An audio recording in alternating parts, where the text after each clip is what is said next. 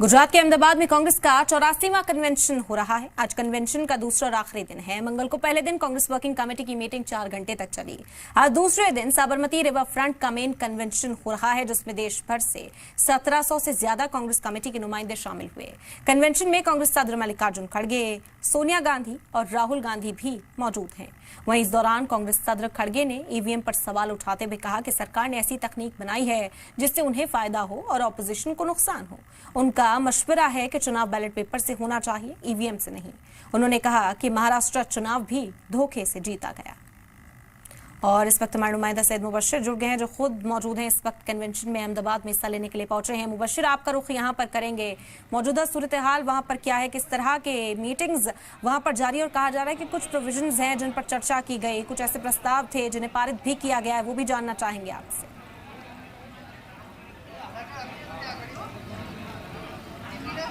आवाज मिल रही मुबशिर आपको मेरी? अपना सवाल दोहराएं। जी, आप कन्वेंशन में मौजूद है। कहा जा रहा है कि कई ऐसे प्रस्ताव हैं, प्रोविजंस हैं जिन पर चर्चा की गई है, पारित करने की बात की जा रही है।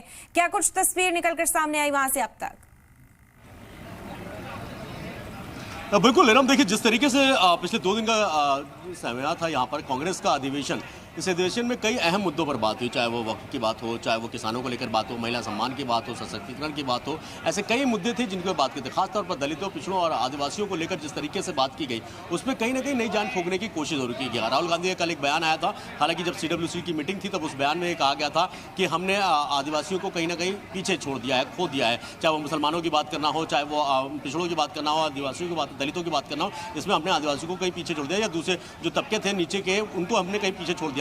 उन सब चीज़ों पर कहीं ना कहीं इन मुद्दों पर जरूर बात की गई है। लेकिन सबसे अहम चीज़ है कि मेन जो कार्यकर्ता हैं, जो नीचे ज़मीनी कार्यकर्ता हैं, उनको जोड़ने की कवायद जो है वो यहाँ पर तेज की गई। और कई सारे मुद्दे हैं, जिस तरीके से सशक्तिकरण की बात हो, जिस तरीके से नेशनल इंटीग्रिटी की बात हो, या फिर जिस तरीके से अगर हम कह लें कि कांग्रेस अपनी खोई हुई ज़मीन को दोबारा से जो धरातल में कह सकते हैं कि नीचे जानने की, तो उसको बराबर करने की कोशिश करिए। और एक पैरेलल लड़ाई के मूड में फिलहाल देखने मिले, क्योंकि अगले साल गुजरात में भी चुनाव है, आज इस साल जो है कह सकते हैं बिहार में भी चुनाव है। तो अपनी राजनीतिक जमीन को मजबूत बनाने के लिए इस अधिवेशन का काफी महत्वपूर्ण कह सकते हैं, बहुत अहम चीज हो सकती है। इसमें लिए गए फैसले कहीं ना कहीं उन कार्यकर्ताओं तक जरूर पहुंचेंगे और पहुंचने भी चाहिए, क्योंकि पिछले कई सालों से अगर हम बात करें कि जिस तरीके से कार्यकर्ताओं को नजरअंदाज करने की बात की जा रही थी, कई कार्यकर्ता ऐसे नाराज भी होते थे, लोग पार्टियां चेंज करते थे। यानी इतना लंबा वक्त गुजारने के बाद भी अगर उनको कहीं ना कहीं सही रास्ता, सही ट्रैक या सही चीजें मुकाम तक ना पहुंच पाए तो एक मायूसी आ होती। उन सब चीजों को लेकर राहुल गांधी, मल्लिकार्जुन खड़गे और जितने भी बड़े नेता हैं उन्होंने उस पर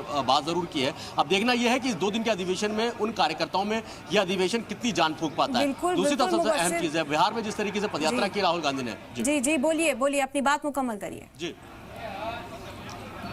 जी बिल्कुल, जैसे कन्हैया कुमार के अध्यक्षता में राहुल गांधी ने पदयात्रा की बिहार के अंदर, तो एक यूथ को, और दूसरी सबसे अहम चीज कांग्रेस इस बार जो अब तक की बातचीत से, सूत्रों के हवाले से जो खबर है, कांग्रेस अब युवाओं पर भरोसा जताने के पूरी तरीके से मूड में। यानी ये भी कहा जा रहा है अंदर सुखबुगाहट इस बात की भी है कि 60+ जो लोग हैं वो अब कुर्सी खाली करें, पीछे जो नीचे के लोग हैं उनको आगे आने का मौका दें और उनके कंधे मजबूत करें। यानी अब जिस तरीके से बीजेपी ने अपने बड़े नेताओं को मार्गदर्शन मंडल में डाला था, उसी तर्ज पे कांग्रेस भी कहीं ना कहीं चाहती है कि अब जो 60+ है उनको थोड़ा रेस्ट दिया जाए, उनसे सिर्फ उनका एक्सपीरियंस उनसे लिया जाए, और बाकी जो सड़कों पर काम करने की जो गुजारिश है वो युवाओं के कंधे पर डाली जाए। तो ये कहीं ना कहीं बहुत मायने रखता है, क्योंकि कांग्रेस की सबसे बुरी कह सकते हैं कि खराब चीज में अगर बात करूं तो यही चीज है कि अपने कार्यकर्ताओं को निगलेक्ट करना एक बड़ी खामी होती है। ठीक है, ये इल्जाम जो है मुबशिर एक तरह से कहा जाए कि कांग्रेस पर लगता रहा, लेकिन जिस तरीके के बयान आ रहे हैं, क्योंकि कई तबके ऐसे हैं जो कांग्रेस को मसीहा के तौर पर देखते रहे, खुसूसी तौर पर मुसलमानों की अगर बात की जाए, इस वक्त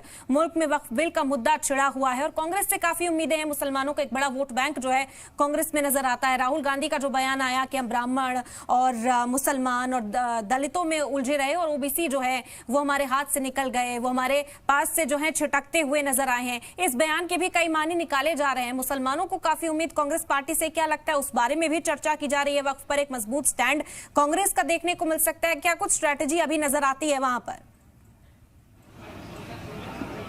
देखिए बिल्कुल हम ये कह सकते हैं कि वक्फ संशोधन बिल को लेकर, अमेंडमेंट एक्ट में जिस तरीके से कांग्रेस ने खुल के मुखर होकर सदन से लेकर सुप्रीम कोर्ट तक अपनी बात रखी है, उससे कहीं ना कहीं थोड़ा फर्क जरूर देखने को मिलेगा। मुसलमान एक बार फिर लौटता हुआ नजर आ सकता है, जो दूसरे राजनीतिक दलों में, क्षेत्रीय राजनीतिक दलों में जो स्लिप हुआ था, क्योंकि ये मेन वोटर जो है वो कांग्रेस के ही थे, जो अपने अलग अलग क्षेत्रीय राजनीतिक दलों में डाइवर्ट हुए थे, चेंज हुए थे। यानी एक बार कहते थे, क्योंकि वक्फ को लेकर जिस तरीके से लड़ाई अब शुरू हुई है, पार्लियामेंट के दोनों सदनों में जिस तरीके से वक्फ बिल पास हुआ, उसके बाद कल नोटिफिकेशन भी आ गया, कल से लागू भी हो गया है, तो ये कह सकते हैं कि अब मुसलमानों को एक थोड़ा सा भरोसा जरूर नजर आ रहा है। तो इस अधिवेशन में कई बार मुसलमानों को लेकर बात की गई कि हम बात जरूर करते हैं और आगे भी बात करते रहेंगे।